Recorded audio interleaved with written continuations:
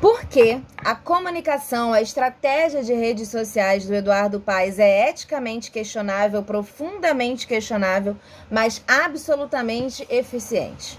Eu queria conversar com vocês hoje sobre isso porque eu comentei num post do Eduardo Paes e a quantidade de críticas e de, enfim, em maior ou menor grau, xingamentos escondidos, ninguém me xingou diretamente, mas alguns xingamentos escondidos, muito de pessoas de esquerda, pessoas muito bem intencionadas.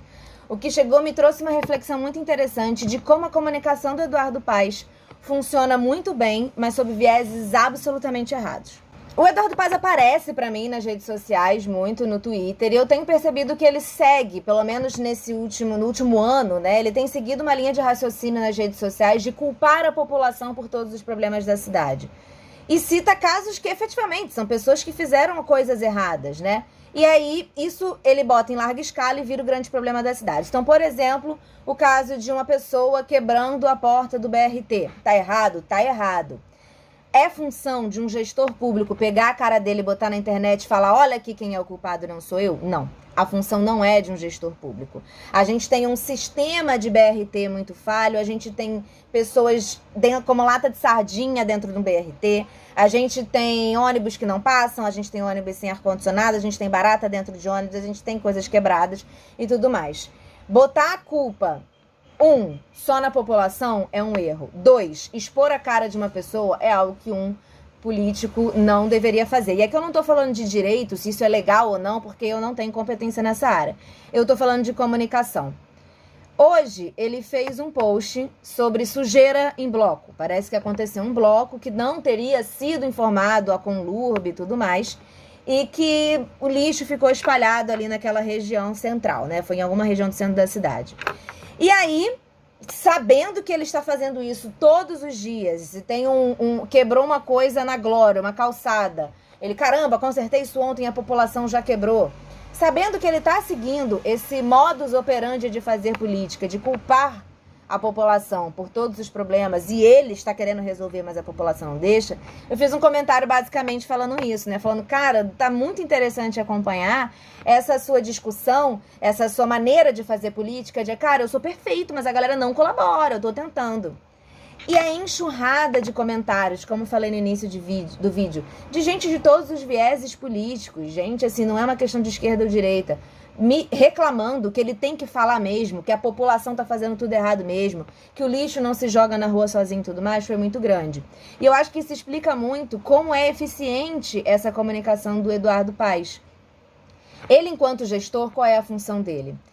O problema é óbvio que a população tá fazendo uma coisa errada, o povo ali fez uma coisa errada. Não é para jogar lixo no chão, a gente sabe, eu sei, todos nós sabemos. Tem lixeira em volta? Tem bastante lixeira em volta? Porque aí também é complicado você exigir que uma pessoa guarde 15 latinhas de cerveja até chegar em casa. É complicado isso. 2, é função de um gestor público fazer isso? Esse problema não é de hoje, esse problema não surgiu em 2020 quando ele assumiu, nem em 2000, quando ele era 2010, sei lá, quando ele foi prefeito outra vez. A gente tem um problema educacional, a gente tem um problema de falta de política pública no Rio de Janeiro desde 1500, quando essa caceta aqui existiu, quando as pessoas chegaram aqui. É um problema de construção da cidade. O Eduardo Paes vai resolver isso no mandato dele? Não.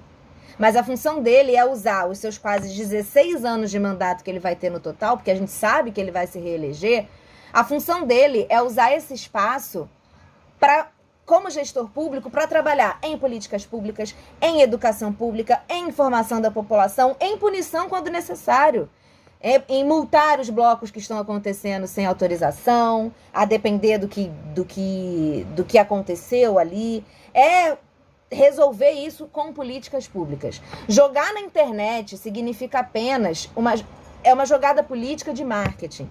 E aí isso me pega muito porque eu sou profissional de comunicação. Trabalhei muito tempo em marketing político. Eu pesquiso isso e para mim é muito óbvio o que ele está fazendo.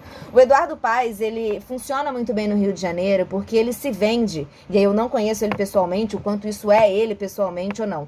Mas a imagem pública que ele traz pra gente é uma imagem de um malandro carioca que ama o Rio de Janeiro.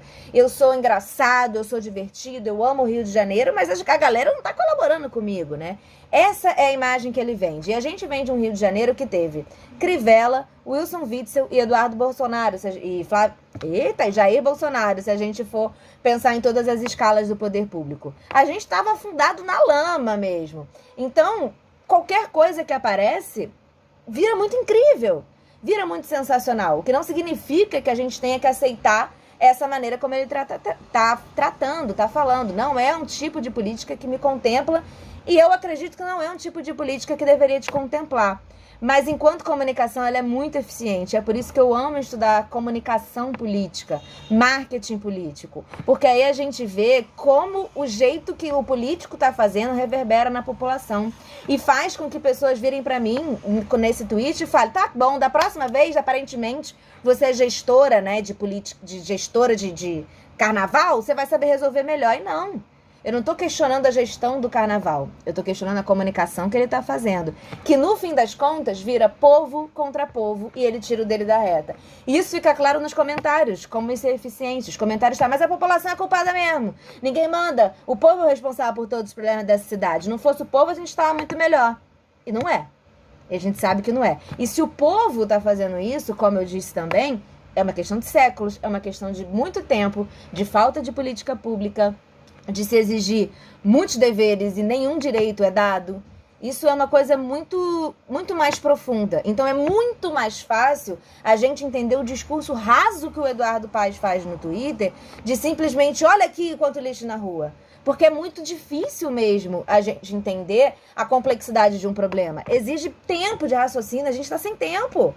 É fácil para mim, que dedico o meu tempo a estudar isso, que trabalho com isso. Pra gente que tá, pegando a caceta do BRT lotado o tempo todo, pipipipopopô, é difícil você separar uma parte do seu tempo pra ficar fazendo esse tipo de reflexão. É mais fácil, menos trabalhoso aceitar a coisa rasa. E aqui não é, repara, né, porque eu odeio Eduardo Paes. O Eduardo Paes, ele chegou num espaço que a gente não pode falar mal dele. Porque olha como ele é um grande carioca. O Eduardo Paes é um cara que nitidamente usa madureira de totem pra mostrar que ama pobre. É um cara, um barrense, rico, que nas suas atitudes mostra o quanto ele gosta de coisas elitistas, mas ele usa Madureira. Eu já escutei gente falando, olha como ele fez o Parque Madureira e cuida de Madureira. Tá, Madureira, que é uma cidade um bairro dentro do subúrbio. Historicamente, ele sempre esteve acima, é onde tiveram ali, já foi um bairro ali na região mais nobre, é onde a gente tem as duas grandes escolas de samba que ajudam a chamar turismo para o local. Eu não tô falando do que ele tá dando para Madureira, que não faz mais do que obrigação. Quando eu falo que ele não gosta do subúrbio, ele se vende como alguém que gosta do subúrbio e usa Madureira como isso. Mas eu tô falando de Guadalupe, tô falando de Jardim América, tô falando de Ricardo de Albuquerque. O que está sendo feito? Além de obrigações que são dadas para essas pessoas. O que tem de política pública? Quando a gente vê alagamento na cidade, quem tá morrendo? Quem tá morrendo é periferia. Quem morre é periferia. E aí, é culpa por quê? Porque jogou lixo no chão? Rico não joga, só quem joga é pobre. É por isso que... Não é? E se quem joga é pobre, por que isso acontece? Qual é o problema, então? Se for isso, se você causar esse argumento, por quê? Por que pobre é mal educado? É onde eu quero complexificar o problema. E por que a comunicação dele, no fim das contas, pelo tipo de resposta que eu recebi. E aí, se você quiser entrar no Instagram dele, no Twitter dele, você entra e vocês vão ver.